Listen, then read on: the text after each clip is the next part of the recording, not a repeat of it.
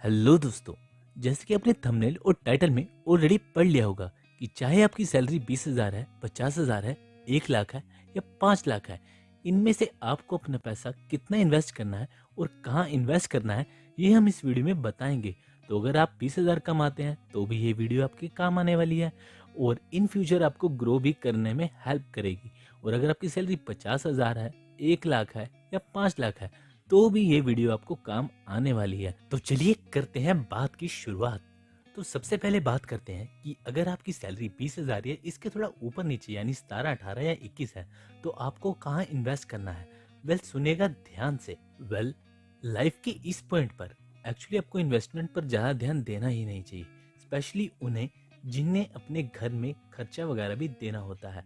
अब आप सोचेंगे कि ये क्या बात हुई, इन्वेस्टमेंट ही तो हम यहाँ देखने आए हैं और उसी को मना कर रहे हो। इन्वेस्ट नहीं करेंगे तो और पैसे कैसे कमाएंगे और अमीर कैसे बनेंगे? पर एक बार रुचि को ध्यान से समझना, इस टाइम पर आपको सिर्फ अपनी स्किल बिल्डिंग पर ज़्यादा ध्यान देना है और अपने पैसों को वहीं इन्वेस्ट करना है जिससे आपकी स्किल्स इंक्रीज हो और जल्दी से आपकी सैलरी बढ़े। और ये मैं इसलिए कह रहा हूँ क्योंकि देखिए, मान लीजिए आपकी सैलरी 20,000 है। अब आपके घर का खर्च और पर्सनल खर्चा निकाल कर और महंगाई को नज़र में रखते हुए आपके पास 5,000 से ज़्यादा रुपए बच ही नहीं सकता मंथली। अब मान लो इन 5,000 को आपने किसी अच्छे म्यूचुअल फंड में इन्वेस्ट किया और 20 साल तक ऐसा ही करते रहे। अब एवरेज रिटर्न्स के हिसाब से यानी 12% रिटर्न के हिसाब से आपका टोटल बनेगा 50 लाख रुपए।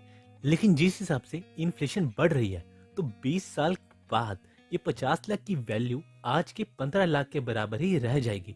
ऑब्वियसली इन 20 सालों में आपकी सैलरी भी बढ़ेगी, लेकिन खर्चे भी बढ़ेंगे, जिम्मेवारी भी बढ़ेंगी। और क्योंकि आपने अपनी स्किल्स पर उस वक्त इन्वेस्ट नहीं किया था, तो आपकी इनकम उस स्पीड से नहीं बढ़ेगी जिस स्पीड से इसे बढ़ना चाहिए था। और जितनी बढ़ेगी उतना आपके खर्चों में ही निकल जाएगा। मतलब सारा निचोड़ निकालें तो आपकी 20 साल की मेहनत और लास्ट में बचे आपको सिर्फ 15 लाख के आसपास। ये तब है अगर आप पहले ही इन्वेस्टमेंट की तरफ बढ़ जाते हो।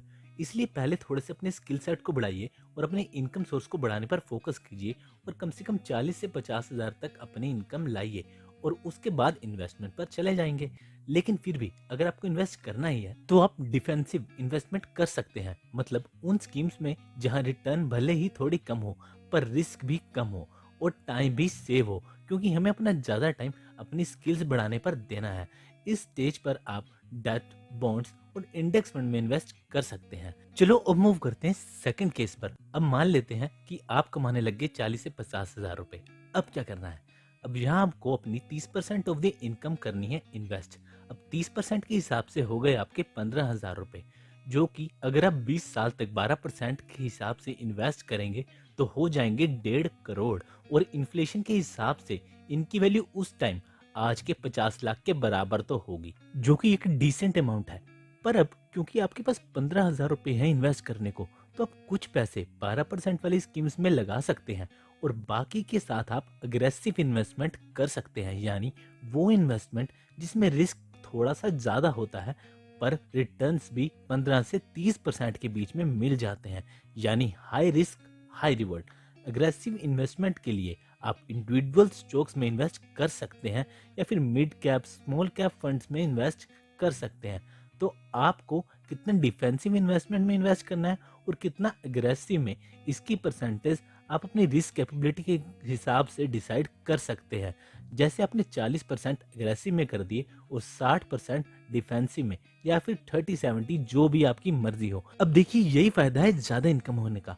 आप इन्वेस्टमेंट में थोड़ा सा रिस्क बढ़ाकर अपने रिटर्न्स को भी बढ़ा सकते हैं। इसलिए मैं पहले स्टेप में ही कह रहा था कि पहले आप अपनी इनकम बढ़ाएं। हाँ, लेकिन ध्यान रखना कि इन्वेस्टिंग की नॉलेज जरूर लेना पहले, फिर ही पैसे लगाना। क्योंकि भाई आपकी मेहनत की कमाई है तो सोच समझ कर ही इन्वेस्ट करना, क्योंकि रिस्क तो रहेगा ही। और अगर आपके दिमाग में ये क्वेश्चन आ रहा है कि क्या हम इस पॉइंट पर भी अपने स्किल सेट को ग्रोथ करने के लिए भी इन्वेस्ट कर सकते हैं और दूसरी इन्वेस्टमेंट ना करें, तो भाई मैं तो कहूँगा कि अगर आपके पास 15,000 रुपये एक्स्ट्रा बच रहे हैं ना, तो आपको उसे इन्वेस्ट करके कंपाउंडिंग का फायदा जरूर लेना चाहिए। हाँ, आप अपनी स्किल्स भी बढ़ाइए, किसने मना किया, लेकिन इन्वेस्टिंग भी जरूर करें। अब बात करते हैं उन लोगों की जिनकी सैलरी है 1 लाख रुपए।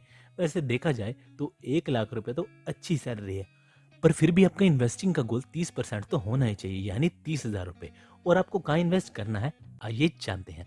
अब क्योंकि इन्वेस्टमेंट अमाउंट ज़्यादा हो गई है, तो आपको बहुत ही सोच समझ कर इन्वेस्ट करना है।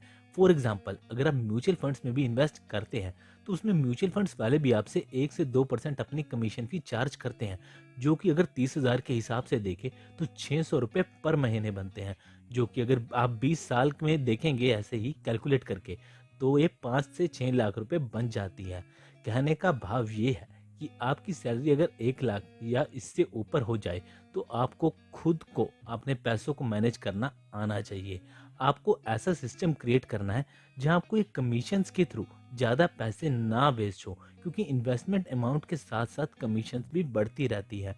तो उस पैसे को जितना हो सके उतना बचाएं। जैसे म्यूचुअल फंड्स का एग्जांपल ले, तो म्यूचुअल फंड्स का डायरेक्ट प्लान आप ले सकते हैं, जिसमें आपको कमीशन, ये 1 से 2% वाली कमीशन है ना, ये नहीं देनी पड़ती है। और ये कैसे करते हैं, उसके लिए हमने एक अलग वीडियो बनाई है, जिसका लिंक आपको डिस्क्रिप्शन में मिल जाएगा। इस वीडियो के बाद जाकर देख लेना। लेकिन अगर अभी तक आपको ये वीडियो अच्छी लगी है, तो वीडियो को लाइक और चैनल को सब्सक्राइब जल्दी से कर दो यार, करते नहीं हो आप लोग। इन्वेस्टमेंट की बात करें तो 30,000 में आप इंडेक्स फंड में इन्वेस्ट कर सकते हैं, इंडिविजुअल स्टॉक्स में इन्वेस्ट कर सकते हैं, और साथ ही में गोल्ड वगैरह में भी इन्वेस्ट कर सकते हैं। चलो अब बारी आती है उनकी जिनकी सैलरी 2 लाख या उससे भी ज्यादा है। अब इन्हें किस तरह से अपने पैसों को और कहाँ अपने पैसों को इन्वेस्ट करना चाहिए। देखिए, 2 लाख की सैलरी में आपके पास सेविंग के बाद भी आराम से 60-70 हज़ार बच जाता होगा इन्वेस्ट करने के लिए। अब इतने अमाउंट में आपको ज़्यादा रिस्क लेने की ज़रूरत ही नहीं है, बल्कि आपको डिफेंसिव इन्वेस्टमेंट से भी अच्छे पैसे बन सकते हैं। तो आपको क्या करना है, आपको अपने 50% अमाउंट डिफेंसिव इन्वेस्टमेंट में लगानी है और 50% अग्रेसिव में। डिफेंसिव में आप इंडेक्स फंड में इन्वेस्ट कर सकते हैं, और अग्रेसिव इन्वेस्टमेंट में आप इंडिविजुअल स्टॉक्स या फिर वेल्थ प्रिजर्वेशन एसेट्स जैसे कि रियल स्टेट में इन्वेस्ट कर सकते हैं, जिस पर आपका पैसे उतने तो रहेंगे ही या फिर बढ़ेंगे ही। आपने जैसे कभी सुना ही नहीं होगा कि रियल स्टेट के प्राइसेस गिर गए हों, नहीं ना, तो इसे वेल्थ प्रिजर्वेशन एसेट कहते हैं। वैसे गोल्ड भी एक वेल्थ प्रिजर्वेशन एसेट ही है, जिसके प्राइसेस हमेशा बढ़ते ही आए हैं, और ये करने से आपका पोर्टफोलियो भी डाइवर्सिफाई हो जाता है। यानी अगर स्टॉक मार्केट में एकदम से कभी कोई फॉल आ जाता है, तो आपकी बाकी की एसेट क्लासेस जैसे गोल्ड या रियल स्टेट तो बढ़ेंगी ही। इसलिए इन्वेस्टिंग में एक कोट भी है, don't put your all apples in a single basket. और अगर आपको एसेट्स के बारे में और जानना है, तो आप हमारी बेस्ट एसेट्स टू रिच वाली वीडियो देख सकते हैं, जिसका लिंक आपको स्क्रीन पर दिख रहा होगा या आपको डिस्क्रिप्शन में भी मिल जाएगा। तो ये थी एक सिंपल गाइड अपनी सैलरी को यूज करने की। वीडियो अच्छी लगी हो तो सेव एंड शेयर भी कर देना, और चैनल को सब्सक्राइब भी कर लेना। मिलते हैं अगली वीडियो में, तब तक के लिए टाटा बाय।